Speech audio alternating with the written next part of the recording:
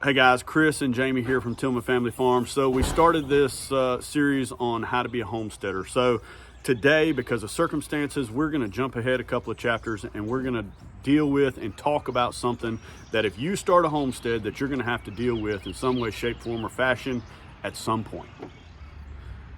So it's March 15th, 2025, and there is a massive storm rolling across the south coming our way. Supposed to hit in our area around midnight and after, all the way to probably 5 or 6 o'clock. So we'll deal with this all through there. So today we're going to talk about storm prep and the things that you should do with buildings, chicken tractors, livestock, and anything else that we could think about to try to make things around here as safe as possible.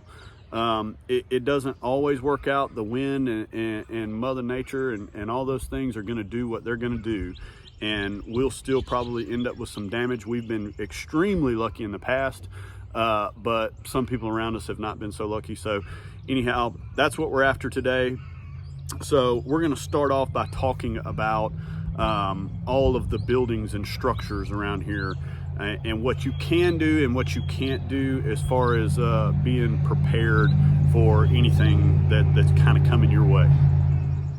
First, I want to talk about the different types of structures that we have on the farm, and the ones that we think we'll be able to do something with and the ones that we don't think we'll be able to do anything with. So there's 2 barns on the property that are about this size. I don't think that we're going to be able to do a thing. I think that what our purpose around these bigger buildings is going to be is to pick up loose things that we think would take flight. Any stacks of material or anything like this. Like we've got a little bit of lumber right here.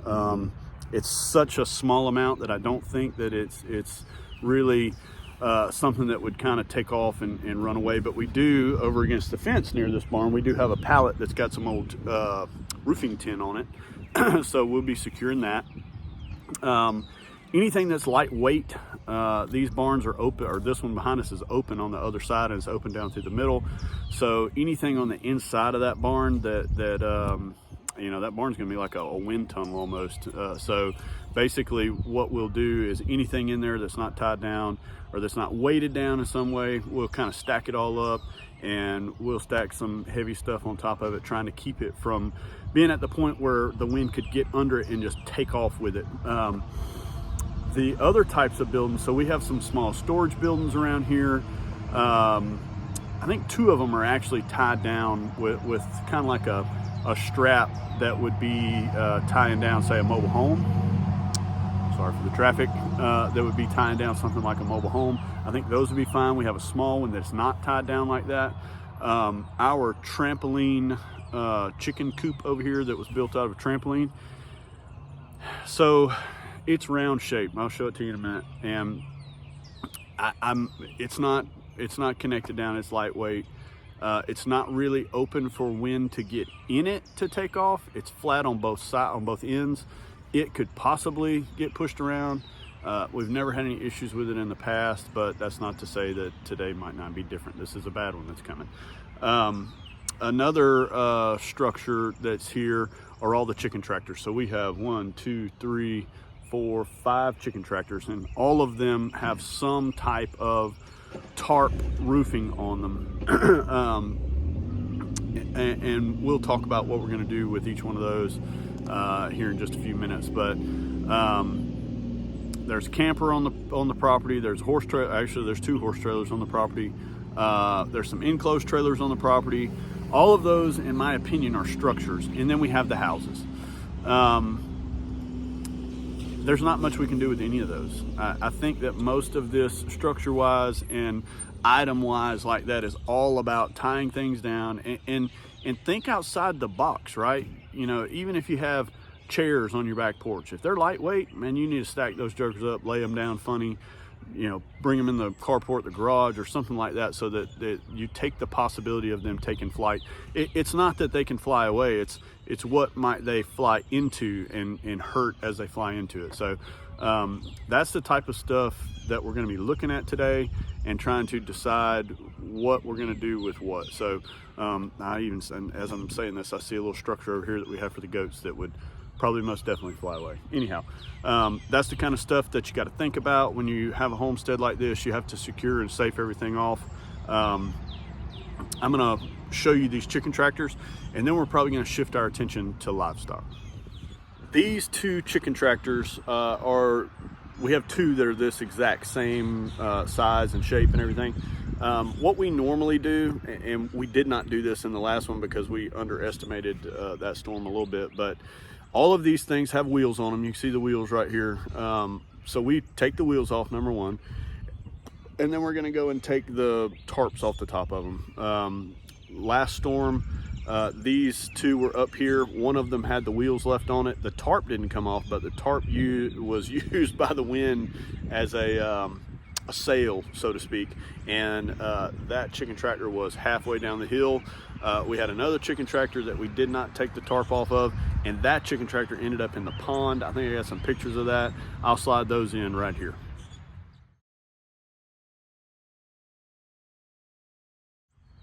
Anyhow, so these things can take off and move and do all sorts of stuff. So it's a really good idea. So they're open through there. So if you take the sail off the top of them, the tarp, you can probably prevent these things from going anywhere. I can't tell you how many articles or posts in Facebook groups or anything like that I've read about storms coming and people that are running pasture poultry and these types of chicken tractors, that the wind has taken off with this and they've lost birds and all kinds of stuff. Fortunately for us right now, we don't have any birds in any of these tractors. We have one, it's a big coop over here that's got birds in it right now, and we're probably gonna move those birds all together back into something else. So with that being said, let's start talking about livestock. All right, so as we get into talking about livestock, so since we're right here, so this is I call it more of a range coop. I have it on skids with a cable in the front of it so that I can still pull it and move it around. Right now it's got future egg layers in it. We do use this in the summertime for broilers. We can put about 50 to 60 in this thing, and it's a pretty good size. But this big tarp will come off of this, and the birds that are inside of here will go into this. So this is what we call our trampoline chicken coop. It's rounded. We took a trampoline apart and we stood it up on its ends. We cut it in half, stood it up on its ends so that we could make a rounded building out of it. I believe that it's more wind worthy than most anything else we have out here. We've never had an issue with it. It's good and solid. That's not to say that it's not a light enough building for the wind just to take it right away. I mean, if a tornado comes through here, buddy, it's gone. But that's the last piece of the structures around here, with the exception of maybe the campers and the trailers and things like that. We're gonna put those out into the open. We have a big section back here behind the houses that's open. It's far enough away from any trees. If they were to fall, they would not hit those if we moved them out in the middle. So that covers the big barn buildings, that covers the small chicken tractor type buildings. The sheds, I'm just not sure that there's anything we could do with that. I mean, I'm sure that maybe in the future we could talk about doing something more permanent. Since they're a permanent structure in the place that they sit, that might not be a bad idea. Hopefully we won't have any issues, but that may be a conversation that we have to have after this storm. So, and then of course the houses, I don't think there's anything we can do. I think we just gotta, pray for the best and hope for the best outcome. So let's talk about livestock now that we've talked about these chickens and that we're gonna move them out of this into a more solid structure so that they could be a little bit more protected. Let's talk about everything else. I'm right here by our little setup where our goats are right now, and these guys are all gonna get a collar, okay? They don't have any problems wearing collars, and what we're gonna do is we're gonna take a cattle tag, like a cattle ear tag, and we're gonna write all of our information on that cattle tag. And then we're gonna put it on the collar with a zip tie and put it on the goats. We can take these goats inside, and sometimes to you and I, that may seem like the best thing to do, bring them inside.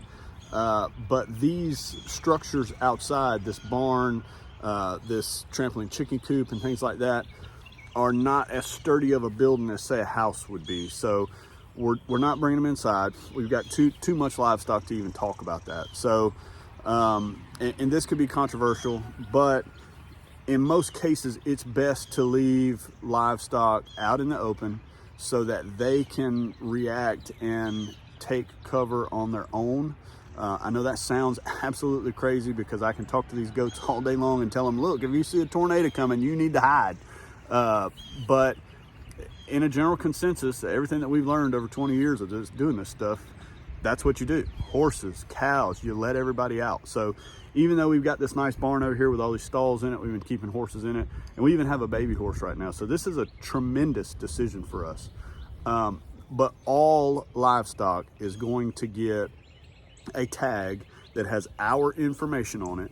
So should fences go down, should horses end up down the street, law enforcement and anybody else around that happens to stumble upon these animals can see that tag and get our information and call us so that we can start doing the things that we need to do to try to get our animals back to where they are. Or heaven forbid, if they're found dead on somebody else's property, they would know who to call, and at least we would know what happened to them.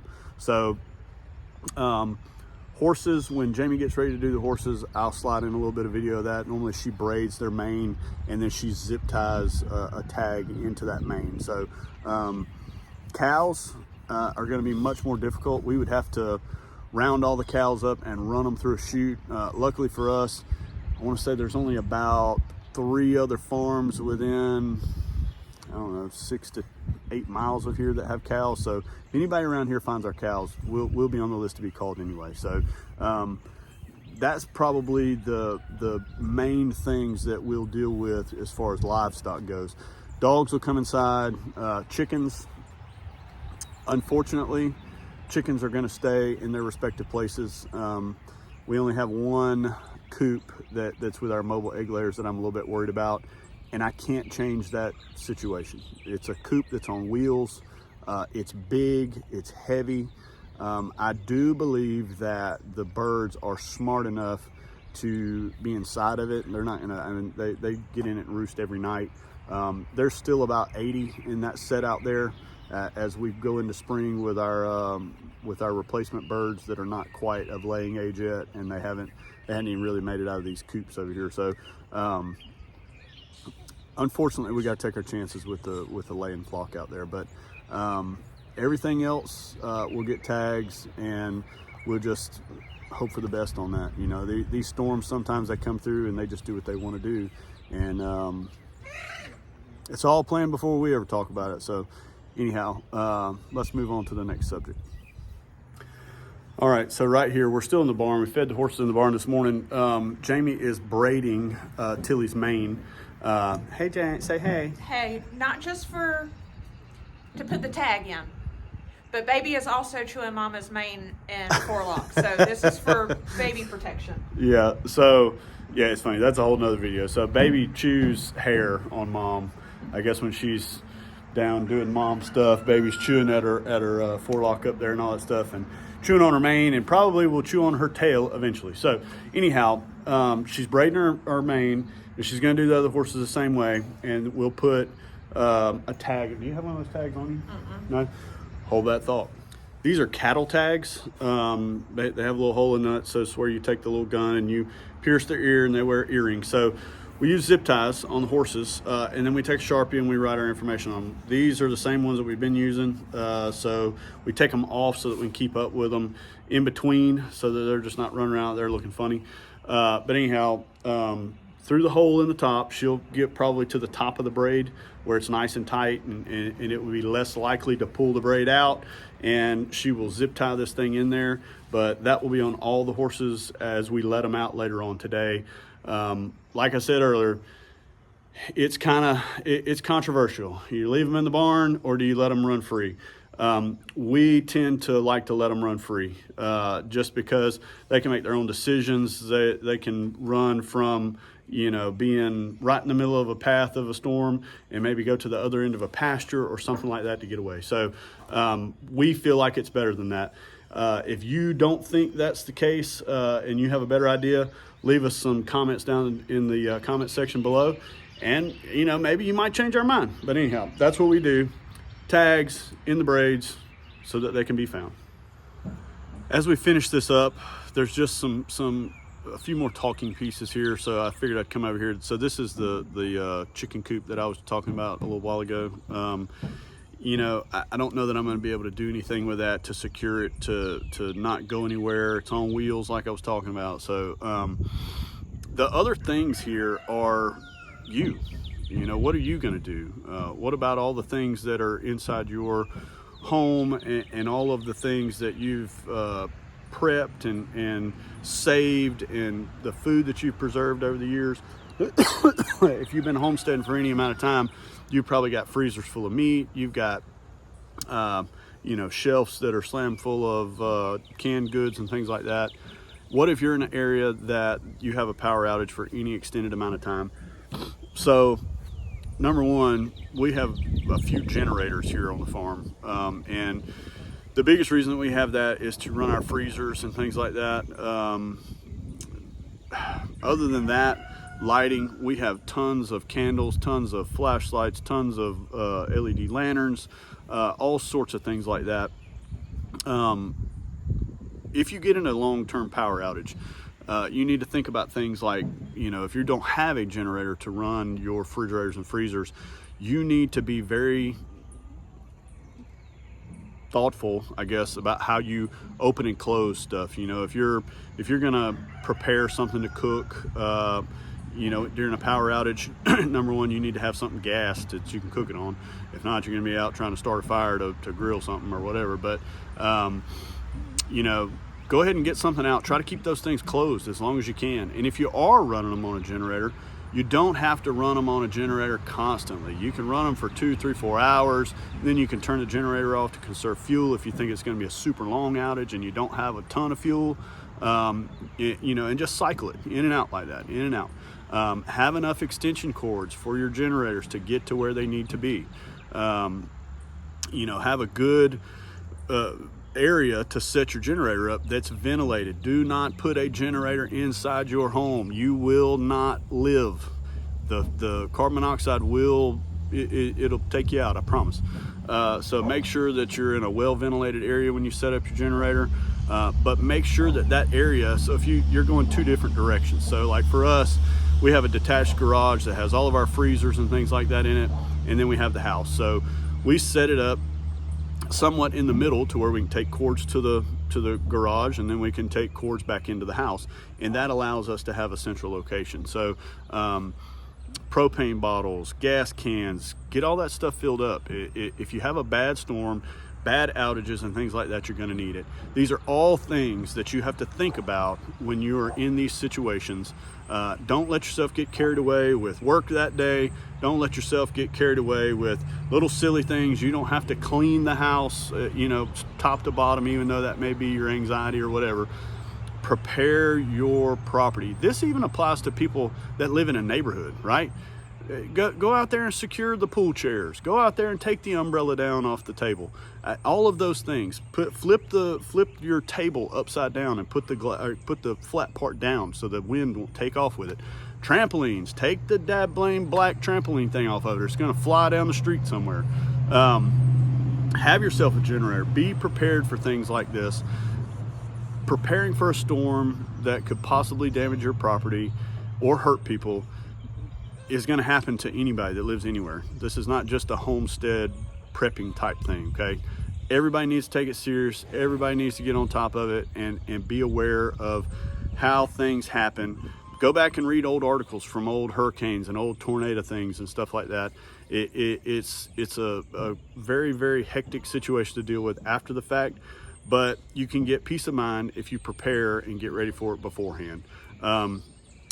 As you can tell, we've got a lot to do, so I'm going to cut this one short right now. We got a lot of work to do before the day's out. This rain's going to hit us, like I said, 11, 12 o'clock tonight. So we're going to get after it. Appreciate you guys watching. If you haven't done so, please go down and like and subscribe and ring that bell so you'll see all the videos we put out. And we will see you on the next video.